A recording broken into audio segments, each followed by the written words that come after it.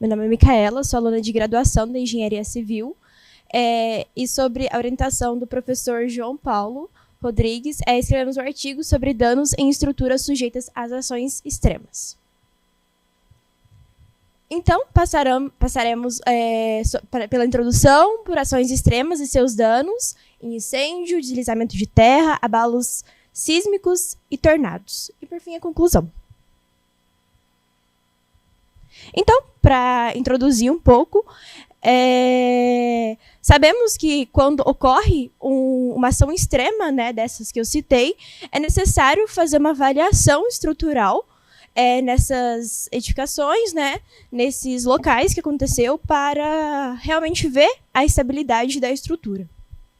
E aqui eu coloquei um ensaio que realmente, durante essa análise, são necessários diversos ensaios, e um deles é a esclerometria, que vai verificar a resistência superficial do concreto, entre outras características do concreto também. Então, para começar sobre o incêndio, para fazer a avaliação da estrutura, né, pós o incêndio, é necessário avaliar como que iniciou o incêndio, quando iniciou, quanto tempo durou, se houve alguma tentativa de extinção do incêndio, né? E com o auxílio, né, de uma curva de incêndio, é possível fazer essa melhor avaliação. E para o incêndio, a gente precisa analisar os efeitos da temperatura nos diversos materiais que é feito a estrutura. Então, para começar, o concreto, há diversos efeitos, né, que as altas temperaturas podem afetar no concreto. Um deles é alterar a cor dele, como está nessa imagem aqui. A coloração ela vai de rosa até amarelo, aqui também. E a gente pode ver também por esse gráfico como que essa variação da temperatura também está relacionado com a diminuição da resistência à compressão do concreto. Aqui ela realmente diminui até chegar no amarelo claro. O concreto, né, ele vai sofrer, né, outros efeitos do fogo. No início do incêndio, ele vai, por conta de ter algumas água, né, por exemplo, algumas substâncias líquidas provenientes do concreto, né, elas vão se expandir inicialmente e depois elas se comprimem. Isso pode afetar, né, tipo, fazer fissuras.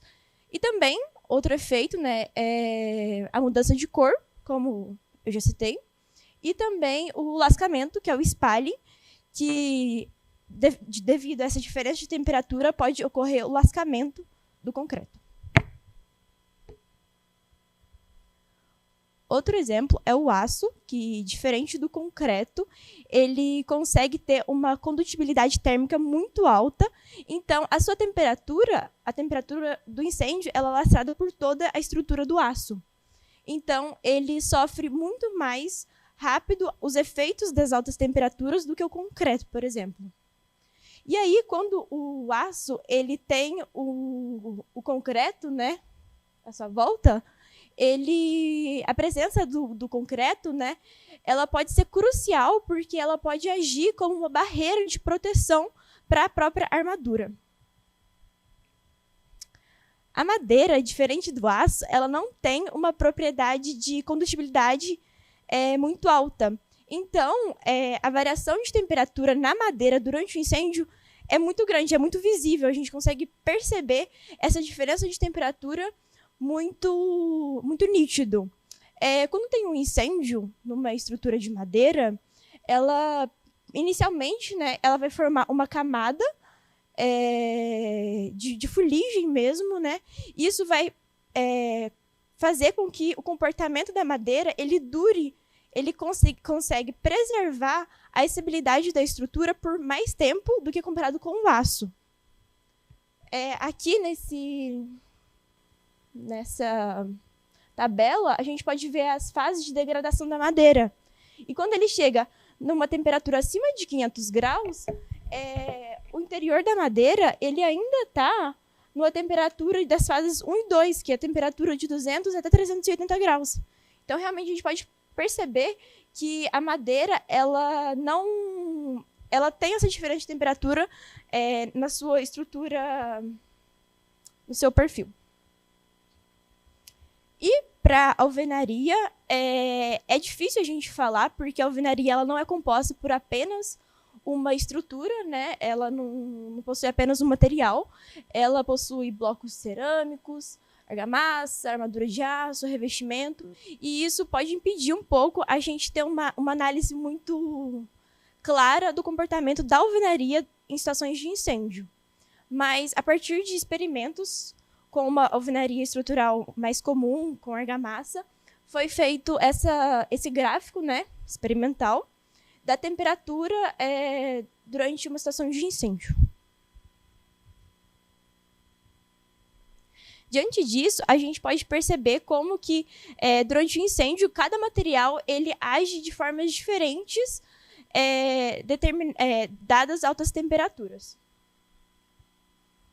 Para deslizamentos de terra, uma outra ação extrema, né, ele ocorre devido à inclinação de uma estrutura, né, do talude, e ocorre devido à movimentação de massa de solo ou de rocha.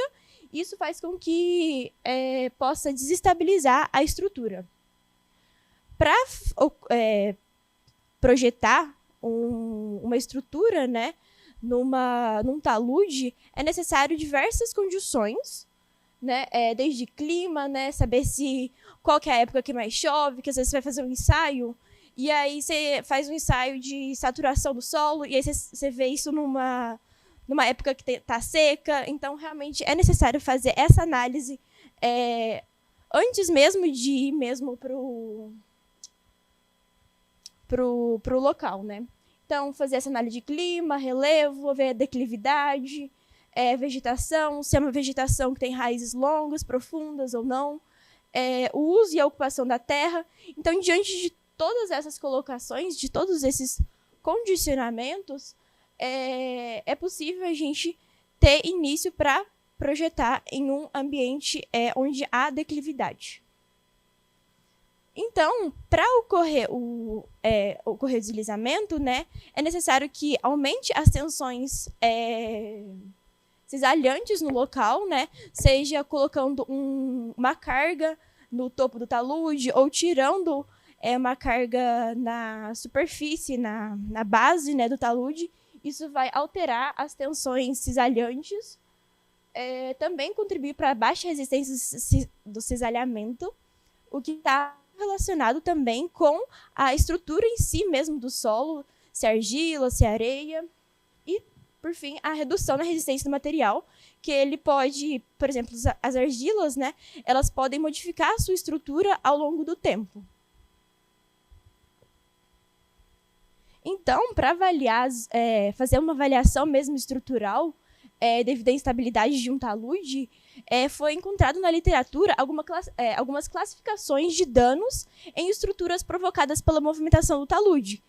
E trouxemos por meio de trincas e por meio de recalques. Acho que vale muito destacar nessas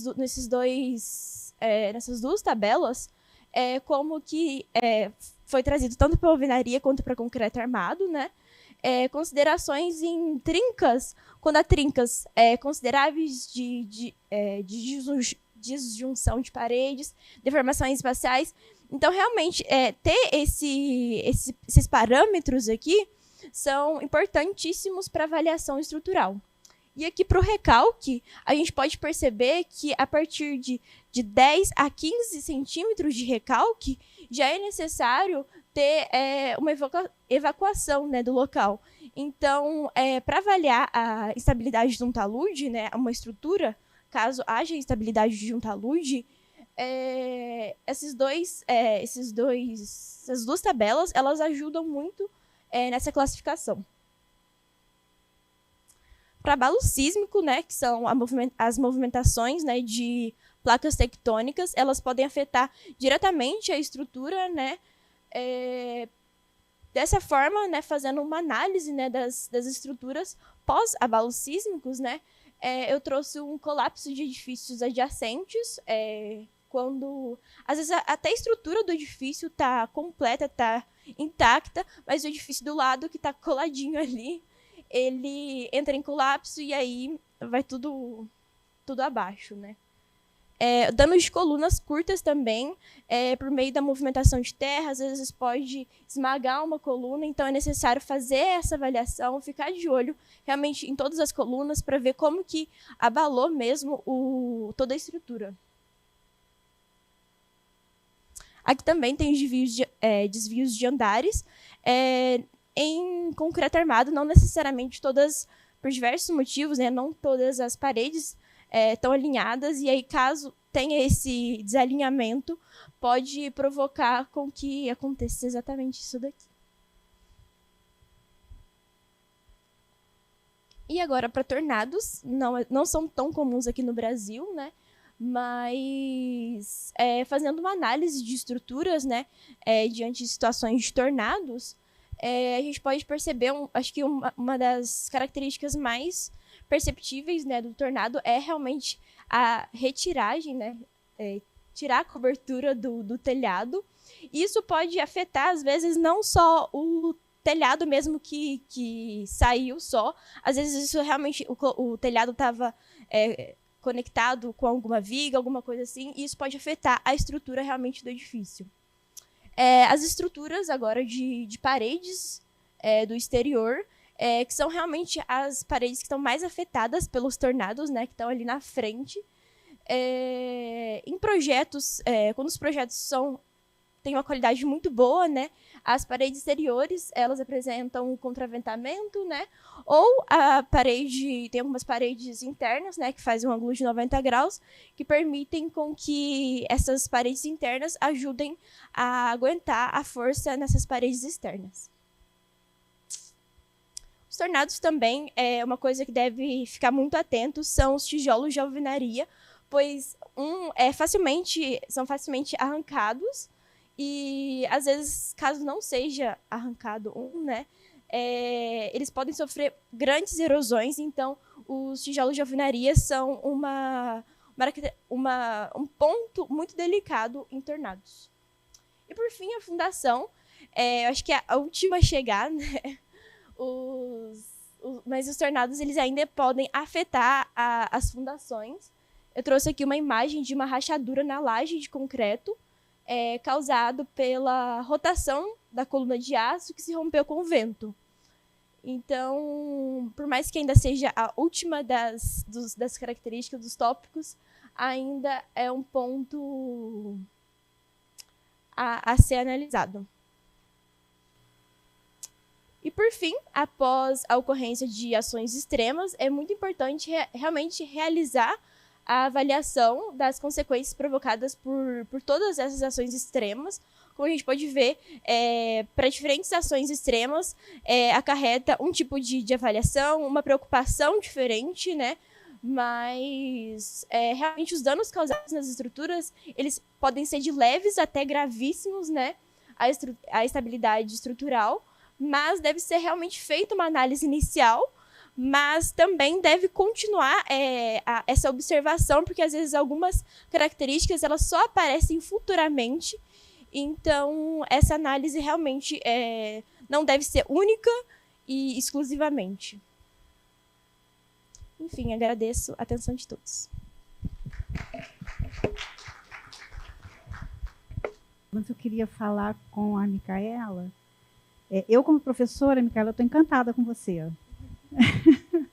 Assim, a sua potência mesmo, né? Como futura pesquisadora. É bom a gente ter aluno assim, né? Obrigada. E aí, esse seu trabalho me trouxe assim uma reflexão que eu acho que pode até ser um ponto de pesquisa interessante, né? Que é o seguinte: você falou sobre as ações extremas, né? E essas ações extremas que você está trazendo, de um modo geral, são ações da natureza, né? E a gente está vendo essas ações acontecerem com mais frequência por causa das mudanças climáticas, etc. Mas tem uma outra ação extrema que eu acho que ela é uma ação social. No caso da gente, aqui no Brasil e em vários países que não têm os seus problemas de urbanismo resolvidos, né? A gente vê o crescimento desordenado das cidades, e esse crescimento faz com que a autoconstrução se imponha nesses lugares, e a delimitação desses territórios está fazendo surgir o fenômeno da verticalização dessas construções, né? E as técnicas construtivas, que a gente pode chamar de vernaculares, no caso, né, utilizam aquele tijolo cerâmico que não tem nenhuma resistência estrutural. E a gente vê, eventualmente, edifícios de 4, 5, 6 pavimentos. E, obviamente, os tijolos das primeiras fiadas não vão aguentar, né, os esforços de compressão. E o que a gente tem visto recorrentemente, né? Essas paredes estouram e as edificações colapsam. Então, eu acho que esse também poderia ser considerado um dano extremo, né? De origem social. E talvez isso seja um campo de pesquisa para você, né? É verdade, realmente. Às vezes a gente pensa realmente só nos danos da natureza, né? O incêndio, né, também que eu trouxe. E realmente esse dano é um dano social, né? E que eu acho que vale a pena a gente trazer um olhar para ele também. Em primeiro lugar, parabenizar a Micaela pela apresentação. Foram aqui referidas um conjunto de ações extremas que, mais ou menos, portanto, vai havendo pesquisa e vai havendo, por assim dizer, métodos para tentar minimizar os danos causados por este tipo de ações. Agora, a Micaela não referiu é que, às vezes, há, por assim dizer, coexistência de mais do que uma ação extrema. Por exemplo, a seguir aos sismos, não é? Existe uma grande probabilidade de haver incêndios. E, portanto, Northridge demonstrou isso, Kobe, no Japão, também demonstrou isso, Lisboa também. A seguir, portanto, aliás, Lisboa até teve 3 tipos de ações extremas. Teve o sismo, teve o incêndio e depois a seguir teve o maremoto. Portanto, há um conjunto de situações de cruzamento de ações extremas cuja pesquisa ainda não existe e os regulamentos ainda não verificam isso. Por exemplo, outro caso que aconteceu também durante os incêndios de 2017 em Portugal, nos incêndios florestais que houveram, em outubro, houve coexistência entre o incêndio florestal e um furacão. Claro que os incêndios florestais em Portugal, muitos deles são de origem criminosa. E quem colocou aqueles incêndios sabe que ia existir aquele fenómeno, portanto, adverso do furacão. E a combinação dos dois fenómenos levou a que a velocidade de propagação do incêndio florestal chegasse a 50 km por hora.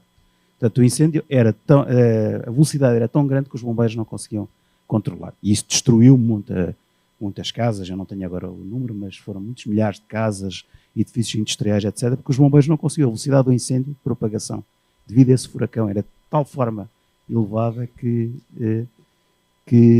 não conseguiam controlar. E, portanto, existe muito ainda para estudar ao nível, portanto, da coexistência de mais do que uma ação extrema. E os regulamentos, a nível mundial, praticamente não prevêem nada sobre isso. Então, muito pouco. E fica até um pouco difícil também de avaliar, né? Quando tem 2 ações, você não sabe de onde que veio a ocorrência, né, de cada fratura, né? É realmente um estudo, né? Um pouco complicado. Mas tá aí, obrigada.